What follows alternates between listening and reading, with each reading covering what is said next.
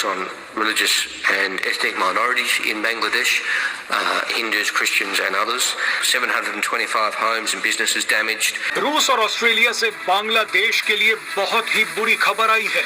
बांग्लादेश के खिलाफ रूस और ऑस्ट्रेलिया ने एक बहुत बड़ा एक्शन लिया है कि इस वक्त बांग्लादेश के हालात मजीद खराब से खराब तरीन होते जा रहे हैं।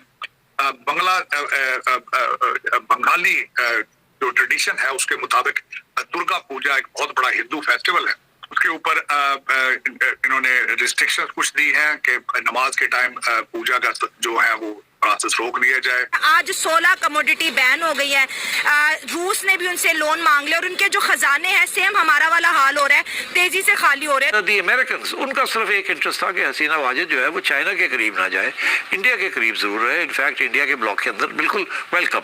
जब आपने चीन को जाके कहा कि हमको मजीद 8 बिलियन का और दे दो, तो लोन दे दो, तो चीन तो सोच रहा होगा कि यार ये लोग सोच नहीं रहे कि ये पहले का पैसा वापस नहीं कर रहे और आप नया लोन लाने आए, क्या ये सीरियस नहीं है? India is the 5th largest country economically और एशिया को जो है ना वो अब डोमिनेट कर रही है इकोनॉमिकली और पॉलिटिकली, तो इंडिया से पंगा लेना जो है ना उसको बहुत महंगा पड़ेगा। आखिरी स्टेजेस पे हसीना ने इंडिया से थोड़ा दूर होने की कोशिश की और उन्होंने चाइना के साथ कम्युनिकेशन खोल ली। रूस ने तो कंगाल हो रहे बांग्लादेश के हाथ काट दिए, तो वहीं ऑस्ट्रेलिया ने बांग्लादेश की टांगे तोड़ दी हैं।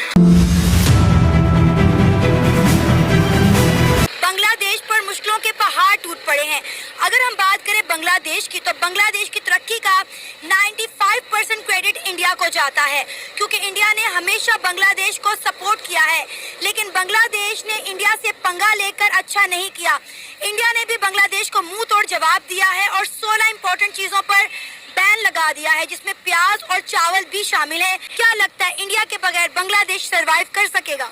नो, मेरे हिसाब से नहीं कर सकता, क्योंकि जितनी भी उनके यूज में चीजें आ रही हैं वो सिर्फ इंडिया की तरफ से आ रही है, क्योंकि अभी जो उनकी स्टूडेंट की वजह से ये पूरा हुकूमत का निज़ाम आगे पीछे हो गया है।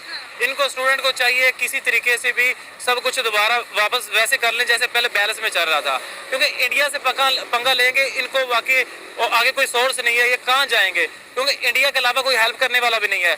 और ज़मीनी रास्ता भी इंडिया को जो लग रहा है, बांग्लादेश को लग रहा है वो इंडिया ही गया है।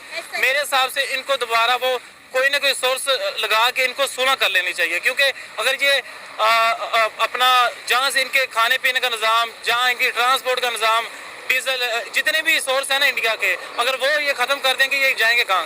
सर इन्हें सोचना चाहिए था ना, इंडिया से पंगा लेने से पहले सोचना चाहिए था कि हम किस मुल्क के साथ पंगा ले रहे हैं। हमारी रोजी रोटी जिस मुल्क की वजह से चलती है। अब आप देखें, आपने बात की कि ज़मीनी रास्ता सिर्फ इंडिया के साथ लगता है और इंडिया के अलावा किसी और मुल्क के साथ ये जो है वो लेन देन भी नहीं कर रहे ना चीज़ों का। अब आप देखें, सारी खाने पीने की चीज़ें इंडिया से आती थी, हेल्थ का निज़ाम इनको इंडिया ने दिया हुआ था, बिजली तक इन्हें इंडिया दे रहा